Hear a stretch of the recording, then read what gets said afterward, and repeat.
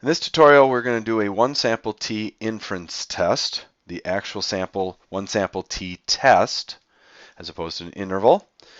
We use a one sample t test to make a hypothesis about the population mean and test a research hypothesis. This is almost exactly like a z-test, but again, we have to use the sample standard deviation, which is s of x, in our test because we don't know the population standard deviation sigma. Here are the steps again, but use a t-test with the sample s of x. And again, we'll use hytapsy. Walk through the rules again. H null, your mu is equal to the stated population mean, which we call the null hypothesis. The alternative hypothesis, or the research hypothesis, is mu is less than or equal to, greater than or equal to, or not equal to. One-sided for the less than and the greater than, and a two-sided if it's not equal to. And then T is name the test being used, and in this case it's a one sample t-test because we don't know the population standard deviation. Assumptions stay the same, simple random sample. Is it approximately normal? If the sample size is over 30, we're okay. Independent, are the events independent, one affected by the other or not? And then you do the t-test, which is x bar, your sample mean, minus the population mean, which is mu, divided by s of x. That has changed. It was sigma s for a one sample z test. This is the only thing that's changed in the fact that we're going to be using the t-table. And you use the t-value, find the t-value and look up the probability in a t distribution table, not the z this time, or table A. You're going to go back to the t distribution. And then the conclusion stays the same. At alpha 0.05, you'll reject the null or fail to reject the null in favor of the context of the problem. Again, alpha set by a company or use the default to 0.05. And because it's a t, we need to use the degrees of freedom, which is again n minus 1. And this setup stays the same. If p-value falls above the 0.05, you fail to reject the null. And if it falls below, you reject the null. Let's walk through a one-sided greater than example. I took a sample of weights of 48 mini Tootsie Rolls and found the average weight to be 3.1 grams. I found the sample standard deviation, S of x, is 0.5 grams. Use a significance test to see if they are making the Tootsie Rolls too big. Here's your hint here, too big. And the package actually says that they're 3 grams on them. So here's my null, my original hypothesis, that the mean weight is 3, where mu is the weight of the grams of a mini Tootsie Roll. I'm going to say, you know what, after my sample, I think the alternative, or what I'm going to research, is that the mu is greater than 3 grams. Here's 3, what they say. I got 3.1, and I'm doing greater than, so I'm going to find that. That's 3.1.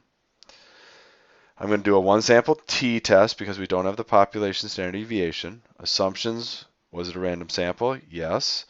Approximately normal, my sample is greater than 30, so I'm okay there, and we can assume one Tootsie Roll is independent of the other. Then we'll perform the test and find the p-value. T is equal to x bar. What did we get? Again, we got 3.1 grams, which says right here. That's my sample mean. So 3.1 goes in here. They say it should be 3. My standard deviation was 0.5 divided by the square root of 48 because that's how big my sample size was. Again, do the top first and you get 0.1. Do the bottom next on your calculator and you get 0.072. Do 0.1 divided by 0.072 on your calculator and you get 1.39. Now, if you're using Minitab or a calculator, you'll be able to get your exact p-value at this point. If you're using a t-table, the t-distribution table, because you don't have the software, well, then our answer changes and we can only get an interval. We think the probability is somewhere between blank and blank, and I'll show you why. Again, our degrees of freedom is 48 minus 1, or sample size minus 1, which is 47. So we're going to use row 47. Let's look this up. 1.39 was our value. So I'm going to go over here, row 47, and again, here's 40 We don't have a 47, so we're going to look at row 40. And now I'm just going to go across this row looking for where 1.39 would fall. And I look and I say, you know what? My t-value falls right here. Here's 1.39 between the 1.303 and the 1.684. To find the probability, I just follow that up, and all I can tell you is that my probability is somewhere between 0.10 and 0.05. So let's go back. Here's my probability. I know it's less than 0.10, but greater than 0.05. I can't be any more specific than that unless I have correct software. However, at alpha 0.05, I have a number between 0.05 and 0.10. I know that number, again, will still fall above the 0.05, so we will fail to reject the null.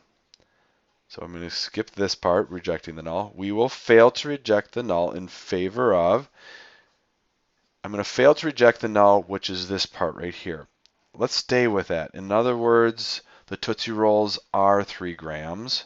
So in favor of the Tootsie Rolls being 3 grams in weight. I don't have significant evidence to say that otherwise. So what did I find with this test?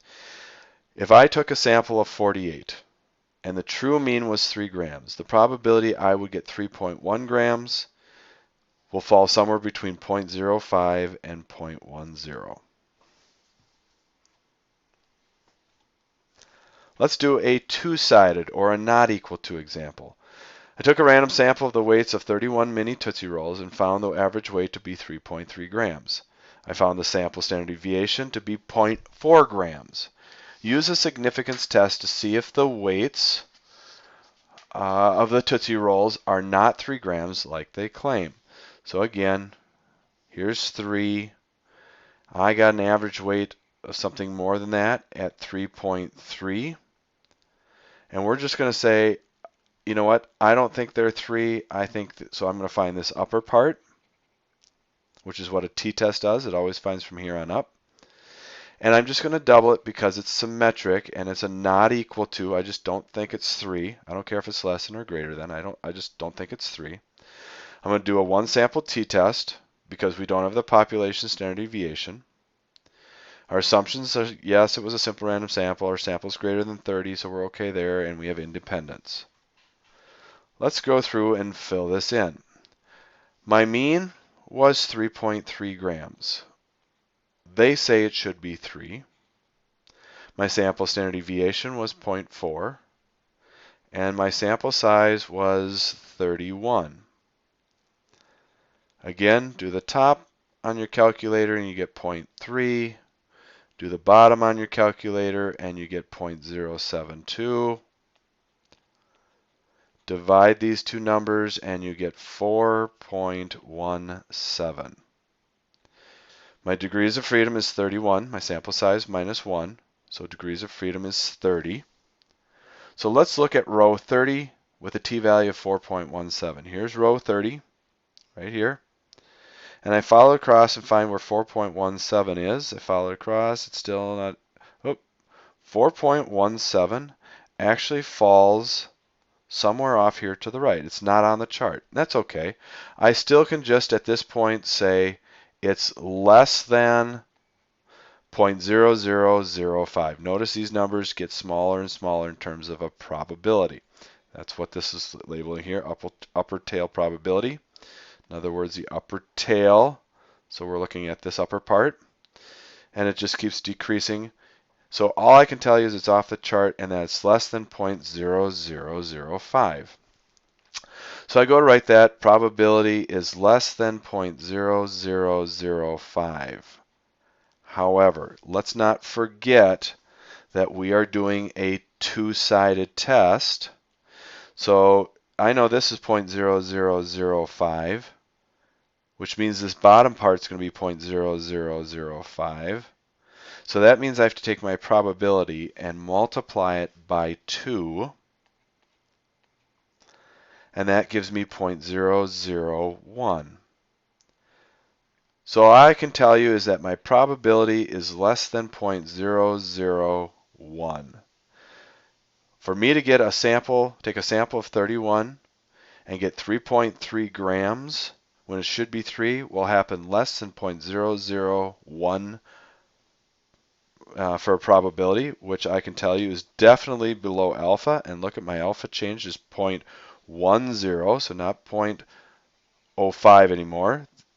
Somebody changed it, so at alpha 0.10, and they'll tell you that in the paragraph, or your boss will tell you whatever the scenario is. In this case, at alpha 0.10, it doesn't really matter, even if it was 0.05 or even if it was 0.01, I'm still way down here at below the line, or below alpha, so I am going to reject the null. So at alpha 0.10, we will reject the null in favor of, well, let's go back. We're rejecting the null in favor of the Tootsie Roll not being 3 grams. So I need to finish my sentence. At alpha 0.10, we will reject the null in favor of the Tootsie Roll not being, or not equaling, that's my not equal, to 3 grams. And again, I don't care if it's greater than or less than, I just don't think it's 3 grams. That's an example in the notes for a one sample t-test.